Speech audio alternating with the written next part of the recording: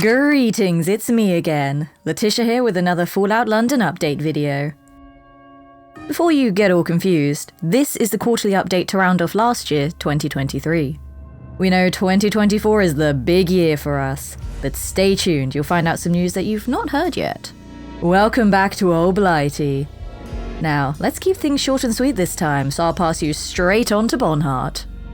Bonhart here from the voice acting team, speaking on behalf of the PR team because many of you commented on our last video, slightly confused by the huge numbers and what the word cell actually meant. Well, it's simple really. Our world is made up of cells. A cell refers to a level or location in Bethesda's game engine. As much as an interior level is a single cell, a world space is made up of a collection of cells. We are clarifying this to give context to this list in respect to exterior world spaces. So when we say we have 150 exterior cells, we mean something a bit like this. And considering this tiny little dot here is the player, you can really grasp how big a single cell is. So when we say there's 3,764 of them spread over 15 boroughs, you can really feel how big the world actually is. The boroughs are diverse and detailed, with areas each having their own distinct feel. Detailed recreations of many traditional London landmarks can be encountered, along with newly developed areas fitting with the Fallout universe and the vision for Fallout London. We are happy to say that Fallout London is indeed meticulously detailed, teeming with creatures and fully nav-meshed, truly pushing the boundaries of what is possible in the Fallout universe and Bethesda's game engine. Next up, some of you bombarded our comments about why we didn't show the weapons in detail, nor any of our collectibles. Well, there was simply too much to show. When it comes to weapons, many of these items are of course already accessible via our standalone mod for Fallout 4, but much more will be in the full game, so it seemed silly to show them again. One of Fallout's series staples has always been its collectibles. We decided to spice up the Fallout tradition with goodies like beer mats, gramophone records, comics, special books, and cigarette cards, with a whopping 123 comics of entertainment. With plenty to choose from, we're sure that all this effort will pay off when wayfarers feel right at home, fending off irradiated badges with a Webley whilst munching on some spotted dick. We hope this has cleared some of the burning questions for you all. I'll pop you over to 𝗏𝗏𝐿 for a word about the release. Have you ever found that during a game your ping has been terrible? There's an entire world out there, and yet it feels like you're stuck in Croydon. Private internet access helps you overcome these obstacles by letting you change your IP address to one of 91 countries and choose from all 50 US states, allowing you to gain access to websites and services from all over the globe.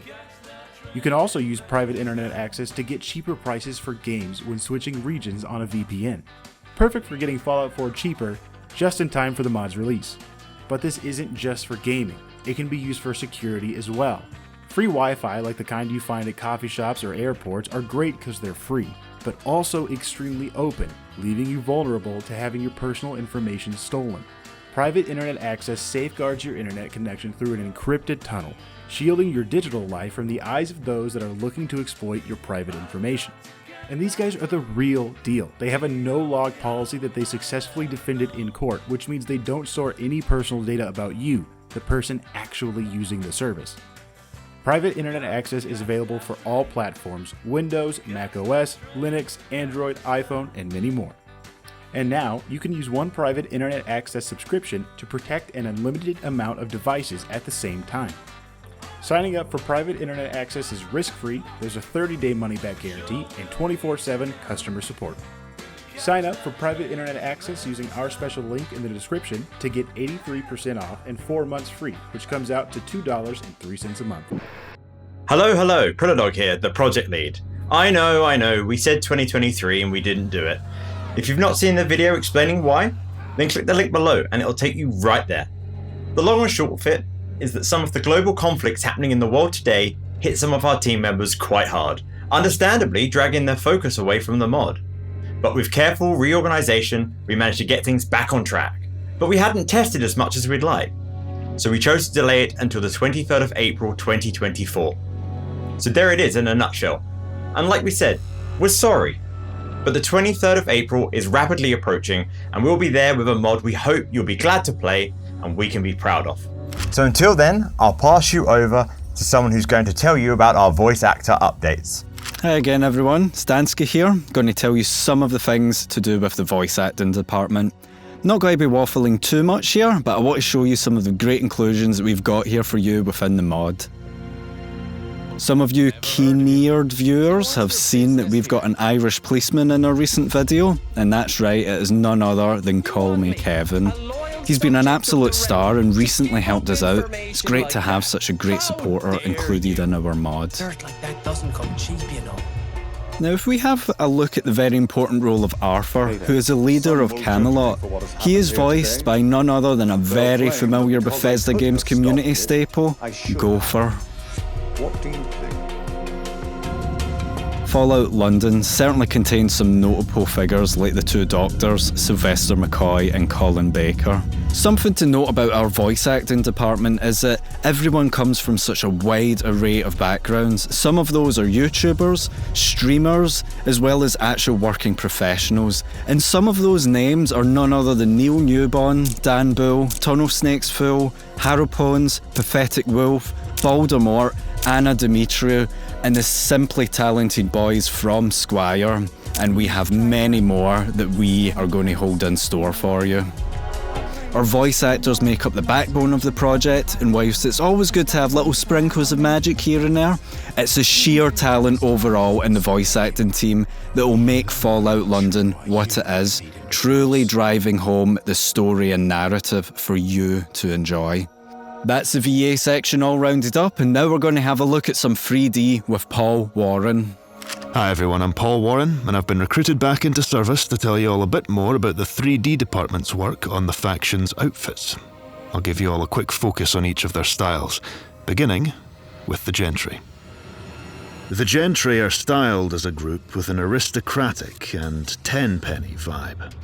They showcase a regal and decadent fashion sense that sets them apart from the rest of the London hellscape. Members of the Gentry don finely tailored clothing, including three-piece suits, waistcoats, and silk cravats. Top hats, monocles, and fur-lined coats complete their ensemble, exuding an air of privilege and opulence, even in the midst of the apocalyptic turmoil. Camelot has their style in a nutshell. They dress as the post-apocalyptic knights of London. They don regal and battle-worn attire that pays homage to the legends of the Round Table. Their clothing style is a blend of medieval and post-apocalyptic elements, embodying the chivalric spirit in a world gone mad.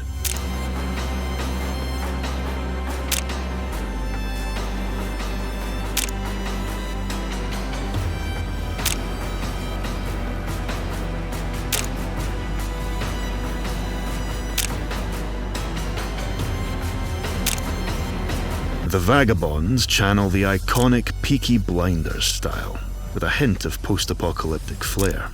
Their clothing is an homage to the classic 1920s era fashion, featuring tailored suits, flat caps, and suspenders. But instead of razor blades hidden in their caps, they carry a sense of roguish charm that sets them apart. The Isle of Dogs Syndicate exudes an unmistakable aura of London mafia gangsters, reminiscent of the infamous Cray twins. Their clothing style is a blend of vintage charm and criminal swagger, perfectly reflecting the criminal empire they've built. The Tommies, as a faction, epitomize a post-apocalyptic tribute to the valiant soldiers of World War I, but with a modern Fallout twist. Their clothing style combines the ruggedness of World War I British soldiers with the advanced combat armor technology found in the Fallout series. The Pistols are Fallout London's punk gang. They flaunt a rebellious and edgy fashion sense that perfectly embodies their anarchic spirit. Their clothing style is a riot of vibrant colours, ripped leather jackets, studded belts and mohawks that scream defiance. Tattoos and piercings are their badges of honour, while combat boots and fingerless gloves add a gritty touch to their punk ensemble. Imagine the Roundels as one of London's scooter mod culture gangs. They exude a distinctive sense of mod style that harks back to the originals in the 1960s. Their clothing is a nostalgic tribute to the past, characterised by tailored suits, slim-fit trousers and parka jackets. These mods ride scooters adorned with mirrors and headlights, adding a touch of elegance to the post-apocalyptic landscape. They really delve into the retro cool aesthetics in Fallout London. Miller's Men, the hard-hitting skinhead gang of Fallout London, sport a no-nonsense and street-smart fashion style. Their attire consists of shaved heads, work boots and suspenders, echoing the classic skinhead look. These tough individuals favour slim-fit jeans and plain white t-shirts or button-down shirts, projecting a sense of working-class pride. Miller's Men and their fashion embody a fusion of rugged aesthetics and a subculture with a history all its own. The Jack Tars, the historical British Navy gang in our version of London, proudly wear the uniform of the Royal Navy. Their clothing style is a throwback to the golden age of the British Empire, featuring crisp white sailor shirts, navy blue bell-bottom trousers and traditional sailor hats. These uniforms are adorned with authentic insignias and badges, showcasing their dedication to naval tradition. With the Jack Tars, you'll experience a rich slice of history and maritime culture, really bringing a nod to the seafaring days of yore in this unique Fallout mod. The Hooligans style is quite simply that of a raider and football gang. They truly embody that gritty and aggressive fashion sense. Their clothing style merges elements of rugged raider attire with the unmistakable look of British football hooligans. You'll see a sea of football jerseys, often tattered and stained with the sweat of battle, paired with worn-out combat boots. Scarves, often in team colours, are draped around their necks to signify their loyalty to the gang.